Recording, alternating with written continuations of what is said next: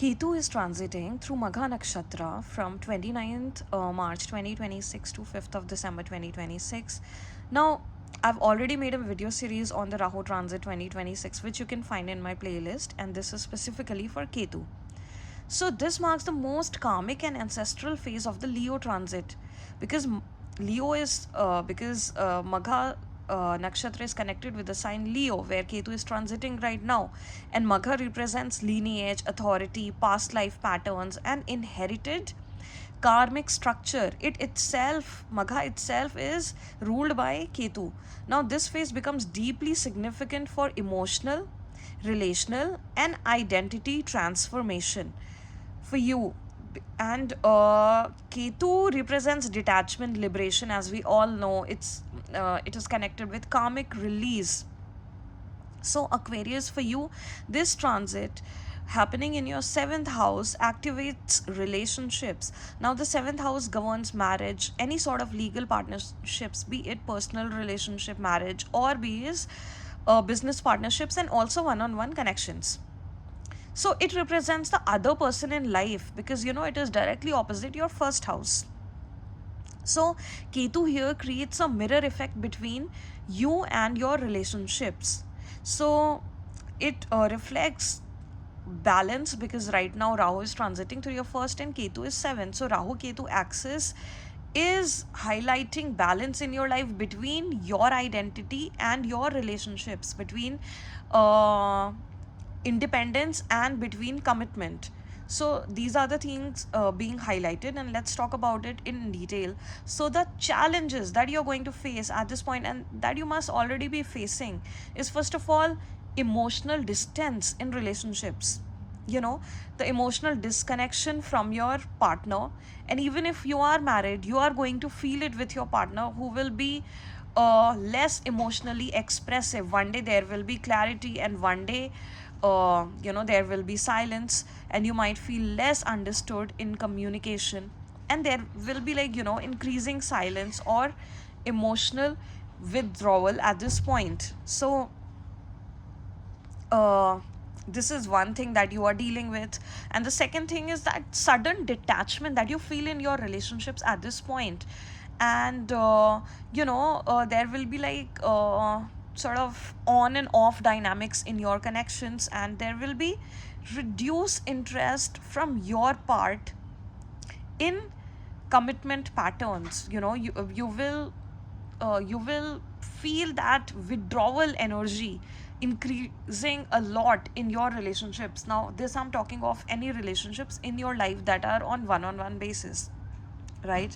Now there can also be, for those who are single and looking for partners, there can be a lot of dilemma and confusion in terms of choosing partners because right now your own expectations are unclear in relationships. You're yourself learning so much, learning lessons through relationships, still trying to understand and gain clarity in what you really need in your relationship.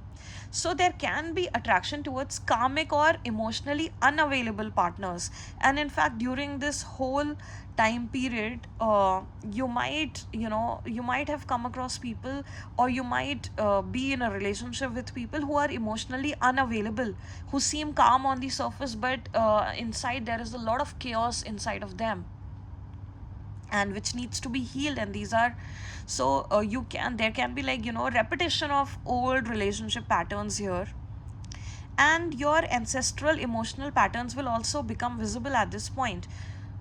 So that is surfacing for you to heal them, right? Because wherever Ketu transits, you need to, in fact both Rahu and Ketu, you need to heal those things that surface for you at this point, and not just try to avoid them. So there can also be ego clashes in partnerships also, because Leo is ruled by Sun itself. So there will be some ego issues in your partnerships, and there can also be increased sensitivity in communication, and the power dynamics between you and your partner, who is right, who is wrong, also may arise and become very visible at this point, because pride patterns are getting activated here because of the Leo energy, right? Now, also you may face instability in business partnerships, like there can be misalignment in goals or directions, and you know, trust issues and clarity issues will also arise at this point. And you will feel changes in the collaboration structure, and only structured partnerships will remain stable for you at this point. So there is a lot for you to introspect. Now, if you know of tarot, then you know of the hermit mode, and this is more of the hermit mode that you are facing at this point, especially to do with your relationships and partnerships. So you need to do a lot of reflection and introspection to understand what you actually need. What are your true needs in a relationship or a partnership, even if it is a business partnership, and then get it clearly structured out. Whether it is your personal relationship, then have that clear communication with your partner. You have to ask your partner to respect your needs as well.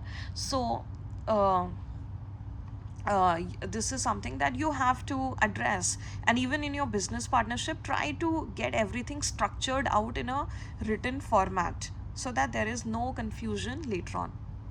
All right, now when we talk about the positive effects of this Ketu transit through Magha Nakshatra in Leo, so first of all, you are going to get free from toxic relationships, connections that are draining. This You are going to cut off from them, and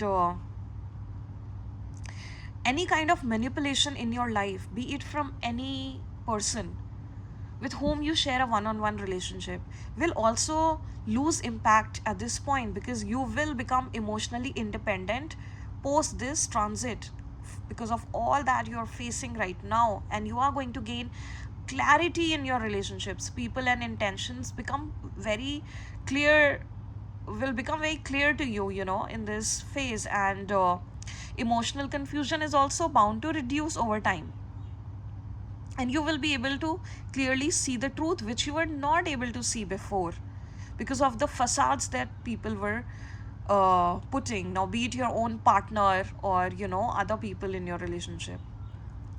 Now, another thing, very strong connection with Magha is ancestral patterns.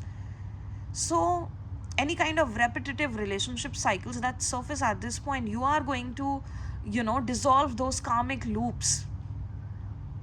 So that is going to be one very positive effect for you at this point. And you're going to align with people who are more, whom you connect with more on a soul level, on a core level of who you truly are, and not just what you felt you needed in life. So there are going to be a lot of breakups at this point, and there can even be divorce situations for you. And because it is happening for the best, you are at this point, a lot of people are connected with karmic partners. It is bound to dissolve at some point or another. But see, it really depends on your personal chart. It may not be true for everybody. While it may be true for some, it might not be same for some, right? So it really depends. But yes, when Ketu transits through the 7th house, there is a make and break of relationship theme that is very strong. And health wise, when we talk about health, so there can be fluctuating energy levels, and it's all because of all that you are facing at this point, all that emotional exhaustion, and the fatigue that you're going to face because of that exhaustion. And there will be nervous system sensitivity increased to very high levels. So you have to really take care of your health, do grounding exercises, do cleansing meditations, get complete blood checkup done, and really do not ignore any health signs at this point. And sleep patterns may also become irregular, so try to stay less overstimulated, and especially after evenings. And do more of cleansing exercises post evenings. And healing is going to improve through grounding, and a better routine and a simpler life form. So take this transit positively, Aquarius, and this transit in Leo of Ketu is going to be very fruitful for you if you are able to understand the lessons and incorporate them in your life.